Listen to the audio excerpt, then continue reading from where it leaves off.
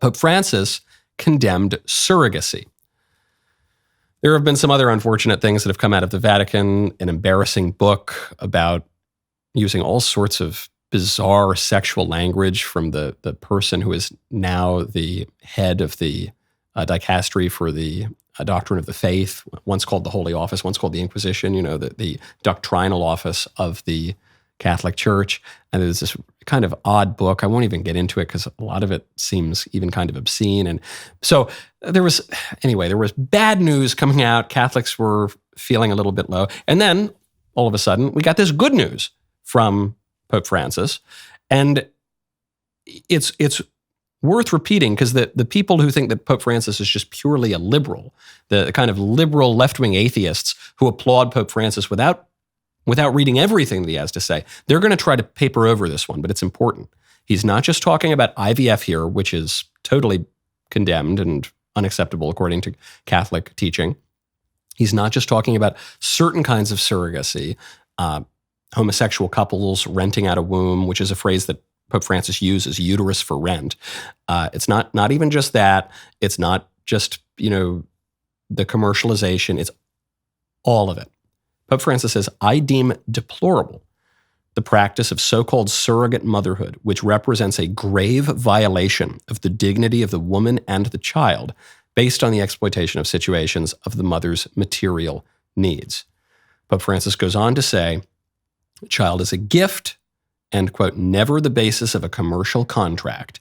And he has called for a global ban on surrogacy, quote, to prohibit this practice universally.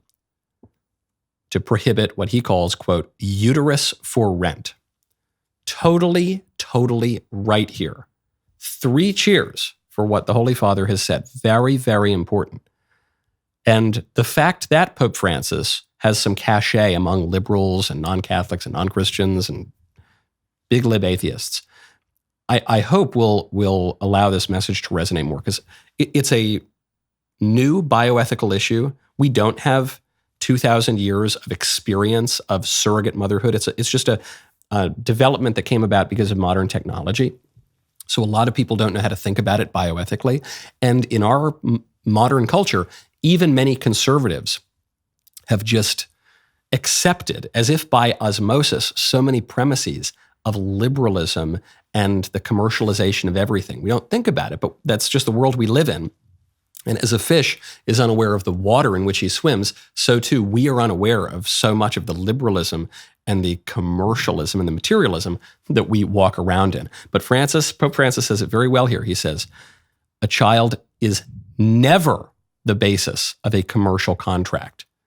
It is a grave violation of the dignity of the human person to do this, even when there are the best of intentions, even when it's a couple struggling with infertility. I know we briefly went through it.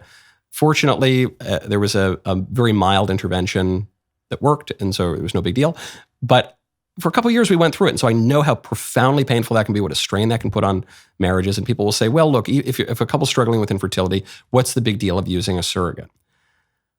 The big deal is you are treating a child as a commodity to be purchased rather than a gift from God. The only person who can be said to have any rights when it comes to procreation is the child, and the child has a right to his natural mother and father, joined together in holy matrimony, and to be the product of the conjugal act of his parents, okay?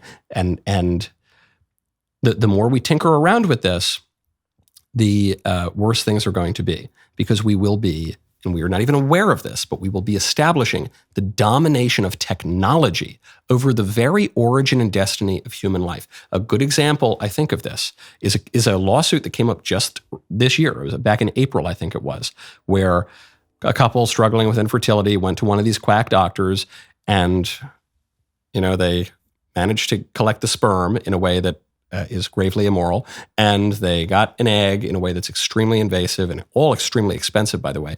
And then whoopsie-daisy, they mixed things up and they created a child with the wrong sperm and egg.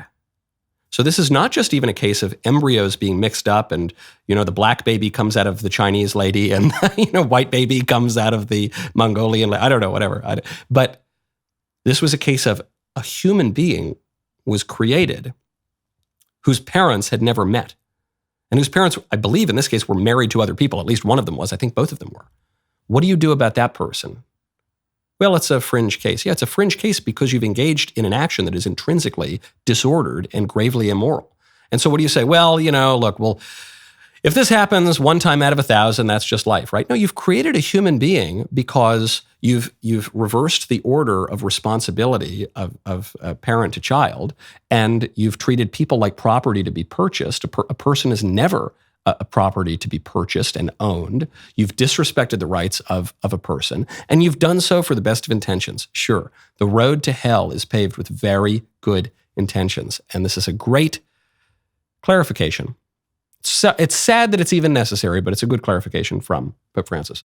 Right now, go to hallow.com/Knowles. What is a better New Year's resolution than building a daily habit of prayer and meditation? Prayer is necessary for flourishing, and to get the help that you need in the habit of praying, you might check out Hallow. Hallow is the #1 Christian prayer app in the United States. It has helped many people maintain a daily prayer routine, and it can help you too. Download the app for free at hallow.com/Knowles, K-N-W-L-E-S.